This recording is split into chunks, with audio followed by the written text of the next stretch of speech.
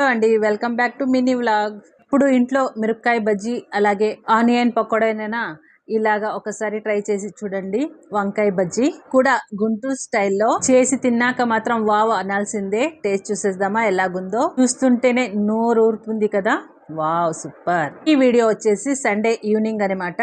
Snacks చేద్దామని ఆయనని అడిగితే వంకాయ బజ్జీ చేయని చెప్పారు. సో అందుకని వంకాయ కూడా ఇంట్లో స్టాక్ గా ఉన్నాయి. సో చేసేద్దామా. సింక్ లో వెళ్ళిపోదాం. ఫస్ట్ గా వంకాయలను మంచిగా వాష్ చేసుకుని పుచ్చు లేకున్నట్ల కాట్లు పెట్టుకుంటాం. అలాగే స్టఫింగ్ కోసం ఆనియన్, అలాగే ఇందులో నింపడానికి మసాలా కోసం కూడా ఆనియన్ ఒకేసారి కట్ చేసుకుందాం. బజ్జీలోకి మసాలా కోసం ఒక ఆనియన్, అలాగే సరిపడా ఉప్పు, అలాగే హాఫ్ టీ స్పూన్ జీలకర్ర, కారం, కొద్దిగా నానబెట్టిన చింతపండు అన్నిటినీ మిక్సీలో పెట్టుకుందాం. సారీ మర్చిపోయాను, నువ్వులు ఒక 2 టీ స్పూన్లు వేసుకోండి. టేస్ట్ చాలా బాగుంటుంది. ఈ నువ్వులనే వేసుకోవచ్చు, తెల్లవైన నల్లవైన. మా ఇంట్లో నల్లువి ఉన్నాయి, సో నల్లువే వేసి చేస్తున్నాను అనమాట. ఇక మసాలా అయితే రెడీ అయిపోయింది కదా.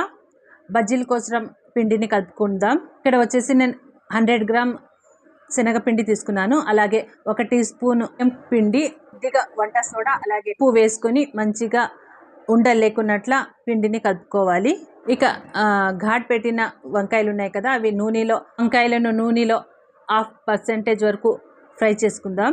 ఇక అది పక్కకి తీసుకొని మేము మసాలా రెడీ చేసుకున్నాం కదా, దాంట్లో ఒక్కొక్కటిగా మంచిగా నింపి స్టఫింగ్ లాగా శనగపిండిలో ముంచి ఫ్రై చేసుకోవడమే. ప్రాసెసింగ్ కొంచెం లెంతీగా ఉన్న టేస్ట్ మాత్రం సూపర్గా ఉంటుంది. చూడండి, ఇలా శనగపిండిలో మంచిగా డిప్ చేసి ఆయిల్ బాగా హీట్ అయ్యాక వేసుకోవాలి. చూడండి ఇలా.